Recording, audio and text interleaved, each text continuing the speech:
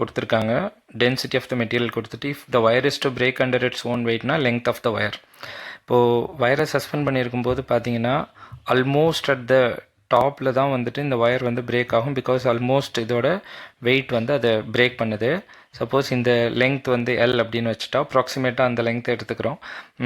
So breaking stress கொடுத்துட்டாங்க. Stress என்ன அப்படின்னு பார்த்தீங்கன்னா யங்ஸ் மாடுலஸ் வந்து stress by strain and breaking stress is equal to என்ன அப்படின்னா force per unit area. Force இந்த இடத்துல வந்து அதோட ஓன் வெயிட் வந்து மாஸ் இன்ட்டு கிராவிட்டி அப்படின்னு எழுதுவோம். Mass into gravity by area of cross section and mass is here density into வால்யூம்னு எழுதுவோம் into gravity divided by area and density into volume வந்து area of cross section into length. ஏன்னா இந்த area of cross section into length அப்படின்னு எழுதிக்கலாம். Into gravity by area cancel ஆகிடுச்சு அப்படின்னு சொன்னால் இதோட வேல்யூ வந்து ரோ எல்ஜி.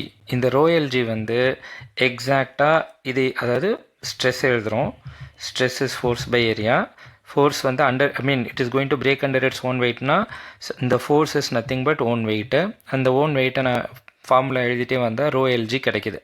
இந்த ரோ எல்ஜி வந்து 6 × 10⁶ எக்ஸீட் ஆகும்போது அது பிரேக் ஆகிடும்.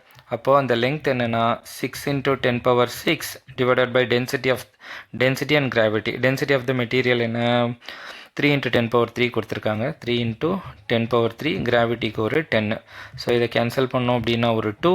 இது வந்து 10⁻⁴. அப்போ ரிமைனிங் 2, அப்போ 200. ஸோ 200 மீட்டர் வயராக இருந்துச்சுன்னா it will break under its own wait.